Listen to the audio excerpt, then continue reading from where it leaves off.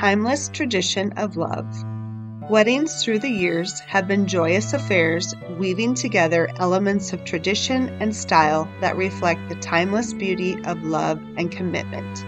In the summer of 2025, the Grundy Center Historical Society exhibited at the museum a beautiful display of vintage bridal gowns from the 1900s through the 1980s. We also featured bridal bouquets, heirloom china, wedding portraits, cakes, histories of wedding traditions, and much more.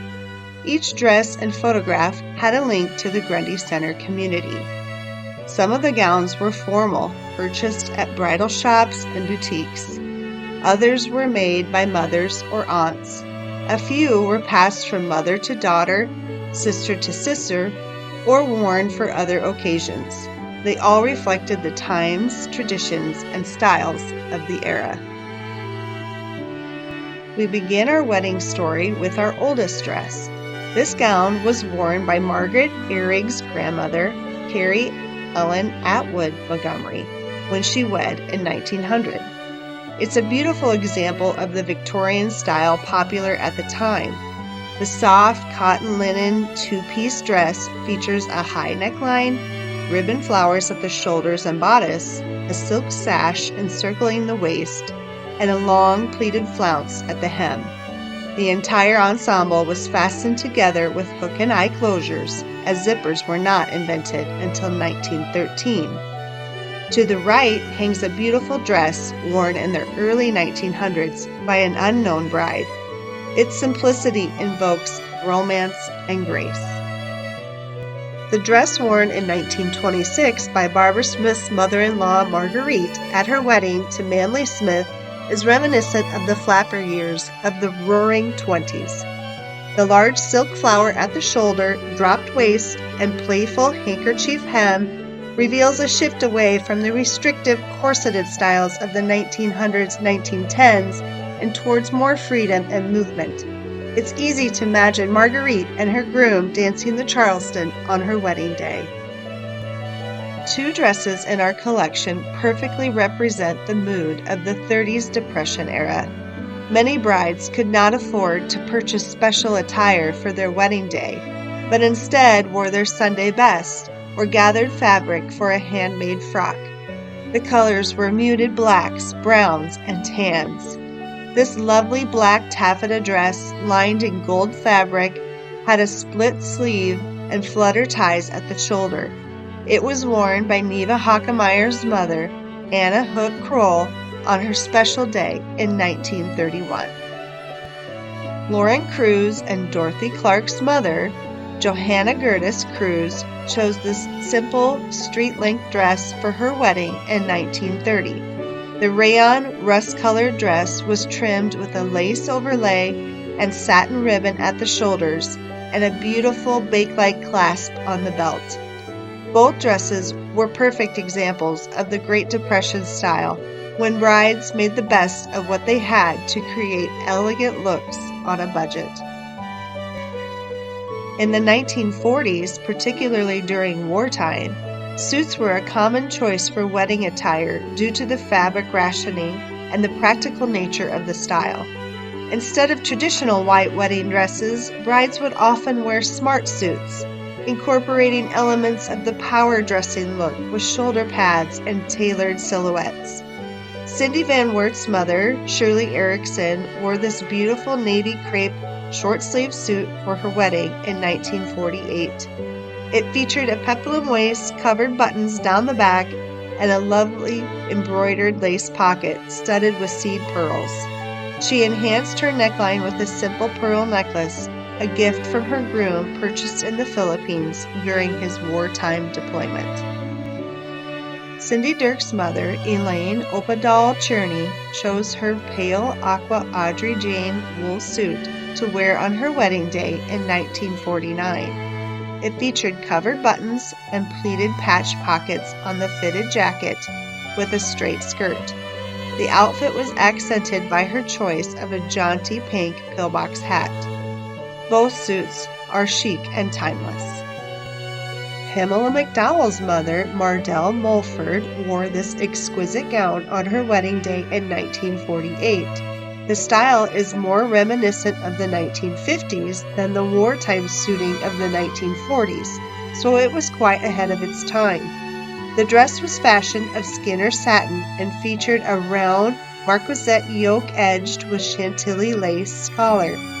The sleeves ended in bridal points at the wrists, and the full skirt featured a peekaboo hem terminating in a peacock train. Her fingertip illusion veil was also trimmed in Chantilly lace. Dorothy Cruz wore this white floor-length satin gown when she married Bob Clark in 1956.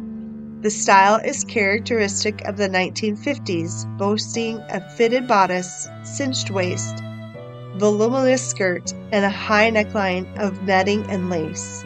It perfectly embodied the post-war romantic mood of the decade. Interestingly, this same dress was worn by Dorothy's sister, Marianne and Eleanor, when they wed in 1951 and 1959, respectively. What a wonderful idea to keep this beautiful wedding dress in the family. Barb Irby Smith wore this stunning gown on her wedding day in January of 1965. Her ivory taffeta dress featured Alicon lace applied around the bateau neckline, 3/4 sleeves, double hem, and detachable train. Wide pleats accentuated the cinched waist. This mid-60s dress style was a popular choice during the era, showcasing a movement away from fluff and fullness to a more streamlined and elegant style. The styles of the late 60s and early 70s ushered in the innocent look of the flower child. Our window display featured Christy Graves' Crit's gown worn on her wedding day in 1969. This erythral A-line dress featured a modest neckline and lace caplet covering the short bodice and cap sleeve.